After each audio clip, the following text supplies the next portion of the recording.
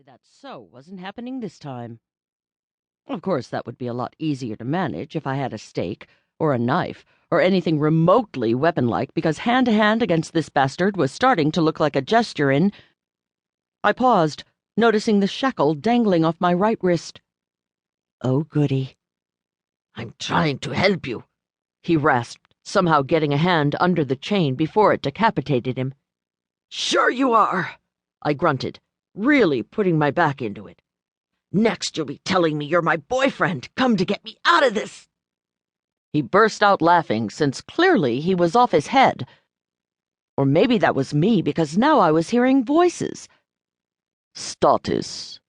The word rang in my ear as clearly as if someone were looking over my shoulder. My head whipped around, but the only occupants of the iron-barred cage I'd woken up in were me, the vamp, and a desiccated rat. "I have... Oh! Located her." "Estimated extraction time." "That is still being determined." "There is a problem." The vamp's hand flailed out and grabbed one of the cage bars. I smashed my foot, the one in the steel-toed cat, down on it. He cursed and let go. "Yes, well, have you?" "Show me."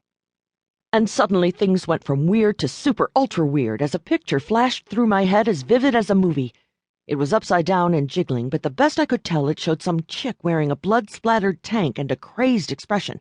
Her short dark hair was spiky with sweat, her face was livid with bruises, and her weird golden eyes were slitted with effort as she... Oh, I guess that was me. Wow, I look like shit, I thought, right before I noticed something else. I looped the slack of the chain around the bar behind me for leverage and... Oh, yeah, that worked better. "What the hell is she doing?" That was someone new, a crabby voice with an English accent. "With respect, Lord Mullo," the vamp snapped. "What does it look like?" "And she is trying to remove your head because... She doesn't recognize me. I believe drugs may have been involved. Drugs have no effect on dhampirs." "I will be sure to tell her that, my lord, as soon as my vocal cords knit back together." "What about Lawrence?" That was the first voice again. "I found him at the dock. He is dead." "You are sure? He is first level." "Quite sure." The vamp's mental voice was dry.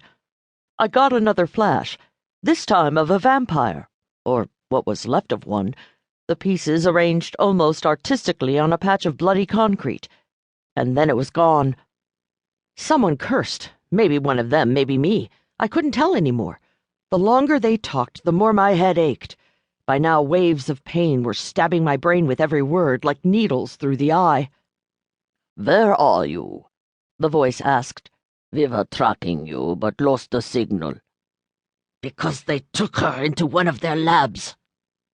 And suddenly I was in freaky visual number 3, running through what looked like a time-lapse film of a city at night. For a couple of seconds, my brain took me on a crazy ride over mangled fences, under trash-strewn bridges, and through a maze of alleyways that zipped by so fast, all the graffiti streamed together into one long, obscene snarl. It ended in what looked like a warehouse out of some dystopian nightmare, except even post-apocalyptic ruins don't usually feature a bright orange hellmouth swirling away in the middle of a wall. "What is that?" the English guy demanded. "The other problem," the vamp rasped as the cage blinked into view again. The transition left me dizzy and nauseous and royally pissed off. Whatever kind of trick this was, it wasn't going to work. I growled and got serious. "That is why we have difficulty finding their test sites," voice number 1 said. "They began hiding them outside our world." "Yes," the vamp strangled out. "It would appear that the Black Circle is somewhat more inventive than we had thought." "Are they folding space?" the English guy asked.